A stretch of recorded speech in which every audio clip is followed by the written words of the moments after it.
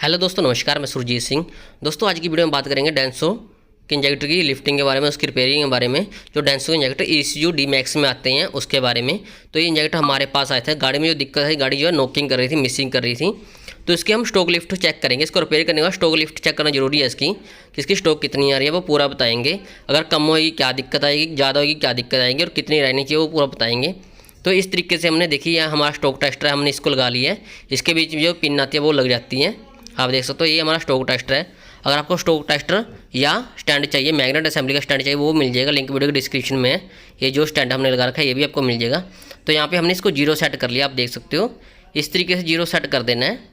0 set करने के बाद हम यहाँ पे स्टॉक लगाते हैं और यहाँ पे स्टॉक बताएंगे कितनी आनी चाहिए। अगर आपकी स्टॉक कम ज़्यादा आएगी, जो उसमें बड़ी सिम डलती है, उसको मोटा करके पतला करके आप एडजस्टमेंट कर सकते हो। तो यहाँ पे हमने इसकी वायर लगा दिया, आप देख सकते हो। वायर हमने लगा दिया इसकी। तो यहाँ पे स्टॉक दबाएंगे, बटन दबाएंगे स्टॉक टेस्टर का। तो आप देखिए यहाँ पे, तो यहाँ पे देखिए हमारी जो लिफ्ट आ रही है 49 आ रही है। कितनी आनी चाहिए पूरा बताएंगे, वीडियो के एंड तक बने रहें। दोबारा लगा के दिखाते हैं आपको। हमने वायर वगैरह इसको लगा ली है, तो इसको दोबारा करते हैं। इसकी जो लिफ्ट कितनी आनी चाहिए और कितनी आ रही है पूरा बताएंगे। दोस्तों, वीडियो अच्छा लगे तो लाइक करें, कमेंट करें, चैनल को सब्सक्राइब करें। तो यहाँ पे देखिए हमारा स्टॉक टेस्टर है। ये हमने 800 रखे हैं और 13.50 एम्पेयर पे हमने इसको सेट किया है। आज यहाँ पे देख सकते हो। तो यहाँ पे दोबारा स्टॉक लगाते हैं, एक बार दिखाते हैं आपको। तो ये यहाँ पे देखिए जो हमारी रीडिंग आ रही है, आपको बता देते हैं। तो इसको कैसे सेट करना है, कितनी आनी चाहिए। यहाँ पे 50 के आसपास आ रही है, वही 49-50 के आसपास आ रही है।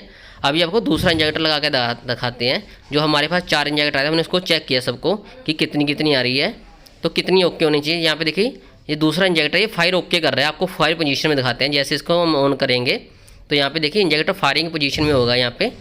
तो यहाँ पे हम इसको जो है ऑन करते हैं।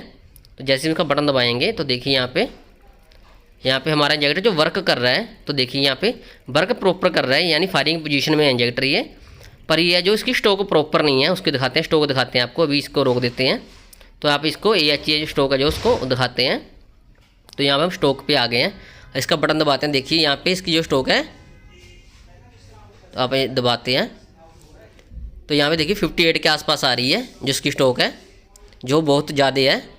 कितनी होनी चाहिए पूरा बताएंगे। और दूसरे इंजेक्टर का भी दिखाते हैं। तो ये इंजेक्टर के जो जितने भी इंजेक्टर होंगे ECU D-Max के बराबर होनी चाहिए। कितनी होगी वो भी बताएंगे, तो एंड तक बने रहें।